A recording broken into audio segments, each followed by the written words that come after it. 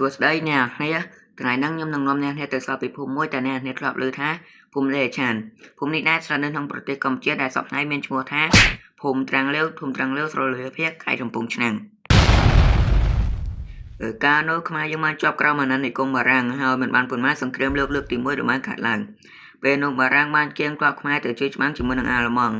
ហើយបន្ថែមពីនេះបារាំងបានបន្ថែមពន្ធដើម្បីយកទៅជួយរាល់របស់ពួកគេបារាំងមិនមែនដំឡើងតែពន្ធទេថែមទាំងបង្កើតពន្ធថ្មីទៀតដែលរបស់ទាំងអស់សិតតែមានពន្ធហើយរឿងនេះធ្វើឲ្យប្រជាជន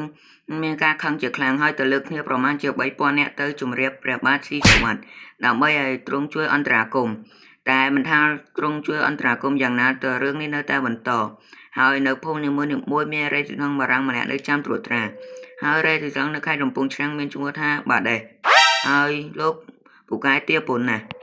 ពេលនោះដែរមានបរិប2នាក់មានគំនិតចង់សម្លាប់លោកបាដេសដោយពួកគេបានបបួលបានមនុស្សប្រមាណជា20នាក់ដែលឆ្អែតឆ្អន់នឹងការជិះជាន់របស់បារាំងនៅថ្ងៃទី18មេសាឆ្នាំ1925លោកបាដេសបានទៅទាបពន្ធទៀតហើយពេលនោះបរិប2នាក់នោះបានសម្រាប់លោកបាដេសនោះបានហើយក៏បំរុងនឹងធ្វើដំណើរទៅខេត្តកំពង់ឆ្នាំងតែត្រូវបានបារាំងលោកបាញ់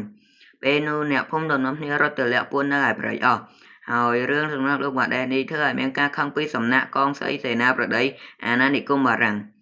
ហើយព្រះបាទស៊ីសុវត្ថិទ្រង់បានចេញសេចក្តីប្រកាសមួយដែលបដូរឈ្មោះភូមិត្រាំងលាវទៅជាភូមិដេឆានវិញយ៉ាងតិចណាស់10ឆ្នាំនឹងឲ្យដល់សាងចាយដីលោកបាដេសហើយធ្វើបុណ្យជារៀងរាល់ថ្ងៃទី18មេសាជារៀងរាល់ឆ្នាំហើយទីហេតុបានទៅគៀងអ្នកភូមិឲ្យមករស់នៅក្នុងភូមិស្រុកវិញ